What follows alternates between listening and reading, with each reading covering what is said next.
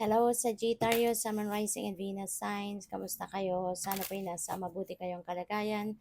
Welcome back po sa Star Tarot. At kung bago kayo rito, welcome din po kayo. Please subscribe, like, share my videos, and leave me a comment kung nakaresonate po kayo. Thank you. So, tignan natin kung anong mensahe ni Sagittarius. First card po ninyo, we have angel number 9999. Ayan. So, siguro ang iba sa inyo, sa ngayon, merong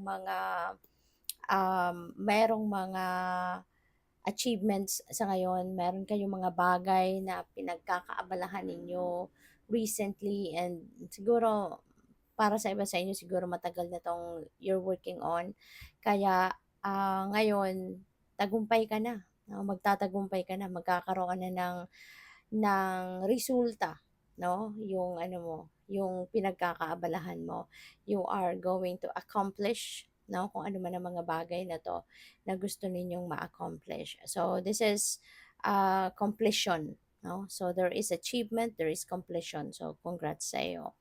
We have angel number 888. Wow, maganda to, Sagittarius. Kasi si 888, this is triple ang energy ng number 8, which is ang number 8 is about financial and material success. This is about wealth, no? Kaya triple, 'di ba, ang energy niya kasi triple 8 siya. Kaya triple, no, yung ano dito. Triple yung swerte ninyo pagdating sa pera. So, there could be a change, no, sa inyong financial situation. This could be the start of pag-alagwa ninyo sa buhay, pag-alagwa, pagyaman, pag-asenso. So, there is also um, siguro financial gain, 'di ba? Return of investment, or you never know, baka meron din ditong windfall of money na dadating sa inyo. Kaya magiging maluwag, no, pagdating sa pera. So there could be financial breakthrough as well, 'di ba? Na dadating. So maaring marami talaga ang perang dadating sa iyo, and that could come from various sources din. Maaring hindi lang sa iisang source, no, manggagaling ito, but there could be different sources, no, but yeah, there's a lot of money, no, that might come your way. So we have angel number 444. Ayan. So sabi din dito, get ready for the good things you've been hoping for. So, you know what? Di ba dito meron kayong accomplishments, may achievements. So, parang kino-confirm niya lang, di ba? Na marami talagang magagandang bagay ang dadating sa'yo, including completion ng kung ano man ang projects ninyong ginagawa, trabaho, anumang ventures. So, magkakaroon talaga ng magandang resulta ang mga ginagawa ninyo, no? And yung mga magagandang bagay na 'to na paparating sa inyo, that could change, no, the course of your life. Pupuwedeng mabago dito ang sitwasyon ninyo sa buhay. Pupuwedeng mabago yung ano ninyo, yung takbo kumbaga ng inyong sitwasyon. So, yun. And huwag kayong mag-alala kasi you are divinely protected, no? You are divinely guided and protected. The divine universe and the rest of your spirit team will always be there. Lagi ninyong tatandaan yun, will always be there for you and with you. So, by the way, maraming salamat for subscribing. And if you haven't subscribed yet, subscribe na kayo. And also, maraming salamat din for not skipping the ads. Malaking bagay po yan sa akin. And also, please click the join button sa baba ng video kung gusto po ninyo na mag-join kayo sa membership. Okay? Salamat po. So, what else? We have Ask Your Angels. Ayan, Sagittarius. Maaaring kailangan ng tulong ng iba. No? Baka kailangan ninyo ng tulong, and kung ano man ang tulong na kailangan mo sa ngayon, 'di ba? Ask your angels. Ask the help of your angels. Kasi yung mga angels natin, parang naka-assign yan sa atin eh. Meron tayong mga guardian angels na naka-assign para samahan tayo, gabayan tayo, at tulungan tayo, suportahan tayo, protektahan tayo, no? Kaya yun yung pinaka unang pwede nating takbuhan, no? Yung mga angels natin. Pwede tayong humingi ng tulong sa kanya, 'di ba? At yun, kasi kung tulad ni Archangel Metatron, ni Archangel Sandalphon, ano. Si Archangel Sandalphon, yun ang ano natin eh, yun ang messenger natin eh.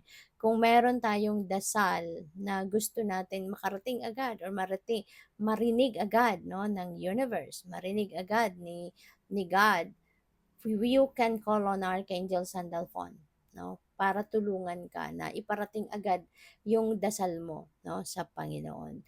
So, yun, you can ask Archangel Sandalphon, 'di ba, to help you na makarating agad, no, sa heavens yung inyong mga dasal.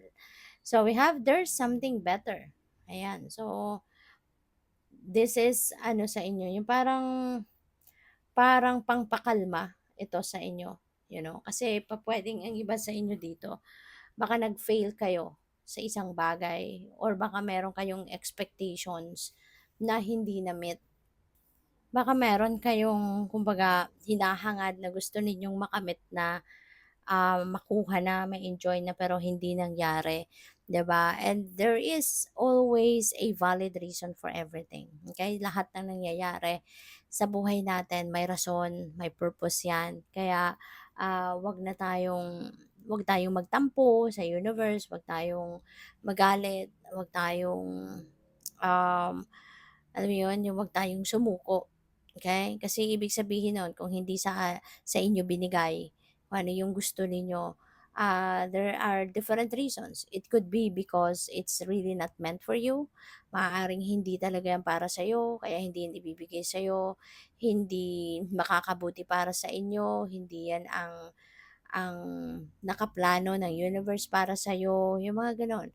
And kapag may dini-deny sa atin, 'di ba, ang divine, um, sometimes it could be a form of protection, you know? Ayaw ng universe na mapunta ka sa masama. Ayaw ng universe na mapunta ka sa isang sitwasyon na pwedeng pagsisihan mo lang, 'di ba? In the end or hindi yun makakabuti para sa'yo. Okay? Sometimes then yung denial ng universe is a form of redirection. Diba?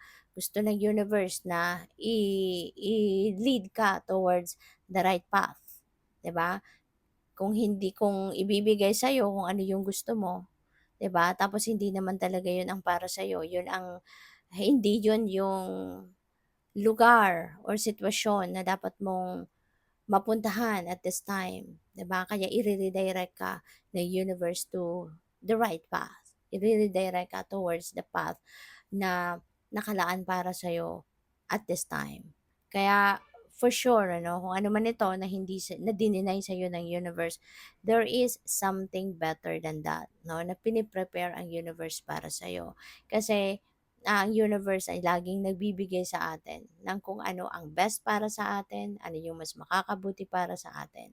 Alright? Kaya for sure there is something better than what you are asking for, or there is something better that you have planned, no, for yourself. So we have trust. Magtiwala ka lang sa kanya. Okay? Magtiwala ka lang sa universe. At hindi kanya papabayaan. Okay?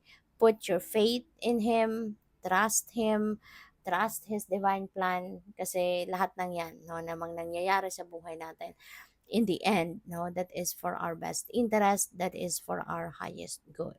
Magtiwala ka lang. Okay? Good luck po. Thank you for watching. Love and light. Namaste.